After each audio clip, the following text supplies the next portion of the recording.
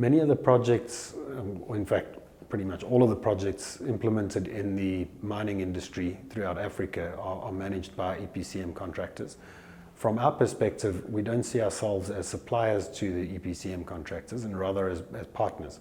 And the reason we look at it that way is that there are so many facets that we need to understand about the project process, the timeline, the engineering perspective, the interfacing. So from our perspective, from the outlook, we look at it as a partnership with them, and we work with them as such to ensure that what we deliver is in line with what their expectations are.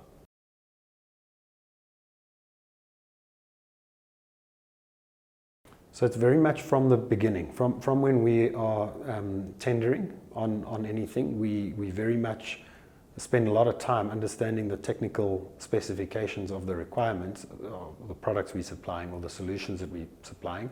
But further to that, we understand the application, and we make it our business to understand where our solutions are fitting into the process, so that there is an effective collaboration, and that by the time it comes the execution of the project, we very much understand what the requirements are.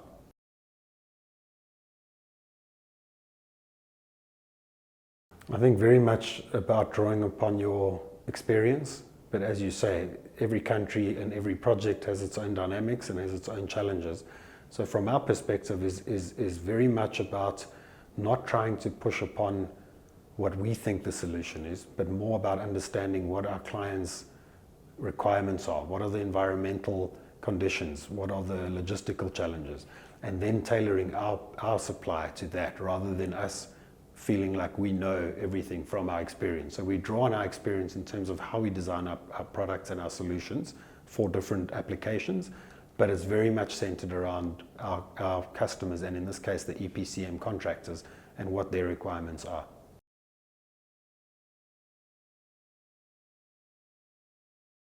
So there are a number of projects that we have used this model. So we've done projects in the northeast of DRC, where there really was an extreme condition in terms of the environmental conditions, but also logistically. So in those particular cases, very much clearly need to be on board and understanding of that before we even start with our design work.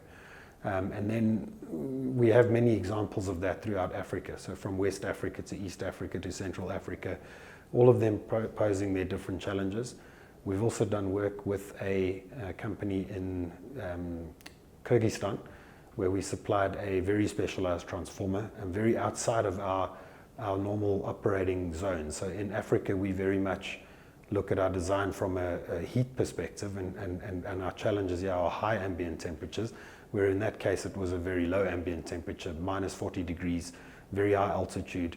So that kind of project again highlights the collaborative approach that we have with EPCMs and the success that you can have with that approach.